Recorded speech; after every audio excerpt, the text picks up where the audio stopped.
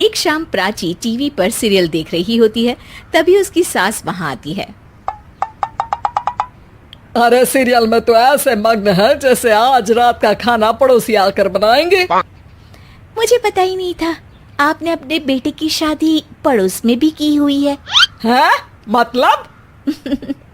मतलब इस घर में सारा काम बहू ही करती है, आप तो सिर्फ खर्राटे मारती हैं। अच्छा जी, फिलहाल तो तुम आराम फरमा रही हो, चलो जाओ, ये मेरे टीवी देखने का समय है। आहा, इसीलिए मुझे भगाया जा रहा है। सॉरी, अब तो बिल्कुल नहीं जाऊंगी। प्राची की इस बात पर दोनों सास बहू के बीच टीवी रिमोट के पीछे बच्चों जैसे छीना झपटी शुरू हो जाती है, जिसके बीच श्लोक भी काम से घर वापस आ जाता है। आज मेरी चूहे बिल्ली की जोड़ी किस बात पर झगड़ रही है? अरे तेरे बीवी मुझे टीवी ही नहीं देखने दे रही। अरे तुम्हारी मम्मी मुझे खाना बनाने के लिए फोर्स कर रही है। अरे वाह, ऐसे बेतुके रीजन पर तो बच्चे भी झगड़ा नहीं करते। अरे मुझे कुछ मत बोल, सब इसने ही शुरू किया है। हाँ हाँ, जैसे आप तो बहुत दूध की धूली है ना। अरे बस, दोनों चुप। प्राची जाओ, खाने की तैयारी करो। और माँ तुम छोड़ो, तुम्हें क्या बोलूं, शांति से अपना सीरियल देखो, मुझे दोबारा लड़ने की आवाज सुनाई नहीं देनी चाहिए। ऐसा बोलकर श्लोक वहां से चला जाता है, जिसके पीछे पीछे प्राची भी कुछ न कुछ बड़बड़ाते हुए रसोई में चली जाती है। हाँ हाँ, सासू जी को तो कुछ बोलेंगे ही नहीं, बस मुझ पर ही हुक्म चलता है, खाना बनाओ, जैसे मैं इनके घर में खाना बनाने के लिए आई हूँ। इसी तरह शाम बीतती है और रात को श्लोक और प्राची की सास खाना खाकर सोने चले जाते हैं, लेकिन प्राची गुस्से में कुछ खाए बिना काम में ही लगी रहती है। इस घर में किसी को घंटा फिक्र नहीं पड़ता, मैं खाऊं या भूखी रहूं। प्राची कुछ देर के लिए रसोई से बाहर जाती है और जैसे ही वापस आती है तो वहां दूध का भरा ग्लास देखकर हैरान रह जाती है। फिक्र पूरी है, बस दिखाना नहीं है। प्राची दूध पीकर सोने चली जाती है और अगली सुबह एक बार फिर सास बहू का कार्टून नेटवर्क स्टार्ट हो जाता है।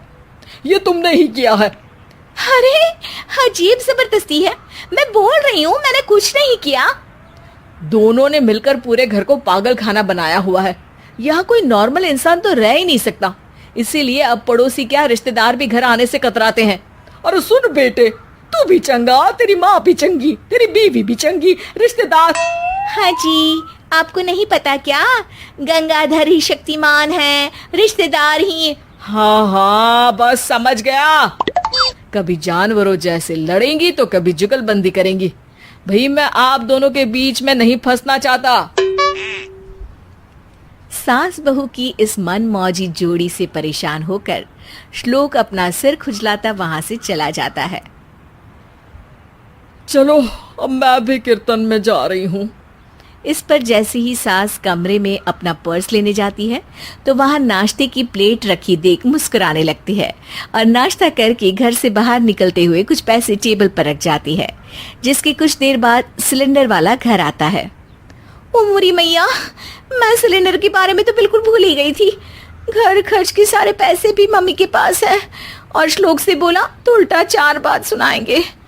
प्राची ये सोच ही रही होती है कि अचानक उसका चेहरा चमक उठता है और वो घर में आकर इधर उधर देखने लगती है। तभी उसकी नजर टेबल पर रखे पैसों पर पड़ती है, जिन्हें वो सिलेंडर वाले को दे देती है। ये सब श्लोक देख लेता है। अच्छा बेटे, इतना बड़ा घोटाला, सबके सामने मैं तेरी दुश्मन और पीठ पीछे तेरी मेरी यारी। इस पर श्लोक एक प्लान बनाता है और शाम को सब एक साथ बैठे होने पर बोलने लगता है। माँ, तुम दोनों की बहुत लड़ाई होती है, इसलिए मैं सोच रहा हूँ कि प्राची को उसके घर छोड़ाऊं, इससे वो भी खुश रहेगी और तुम भी। अचानक श्लोक की ये बात सुनकर सास बहू शौक से उसकी तरफ देखती हैं। अरे ऐसे कैसे घर छोड़ाओगे, मुझे कहीं नहीं जाना। अरे तुमने बोला नहीं पर मैंने सुन लिया, तुम्हें मम्मी के साथ रहना अच्छा नहीं लगता, मुझे पता है। अरे वो अरे, जब बहू खुद कुछ काम बोले तो वो तुझे सुनता नहीं, और अब जो इसने बोला ही नहीं वो तू समझ गया। जब उसे नहीं जाना तो फिर जबरदस्ती क्यों कर रहा है? अच्छा, फिर आपको मौसी के घर छोड़ाता हूँ, बस अब आप दोनों एक घर में एक छत के नीचे नहीं रह सकती। मैं इस टॉम एंड जेरी की जोड़ी को और नहीं झेल सकता। है? ऐसे कैसे नहीं रह सकते?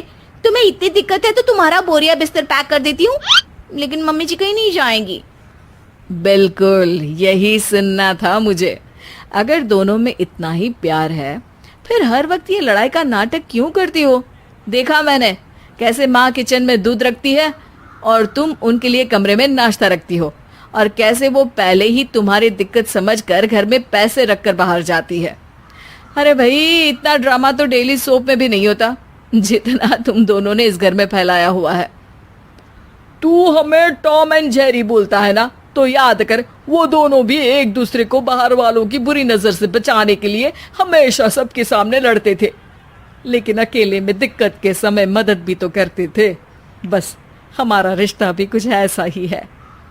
और वैसे भी अगर सास बहू में तू मैं नहीं होती तो दुनिया वालों को कहानियां कैसे मिलेंगी?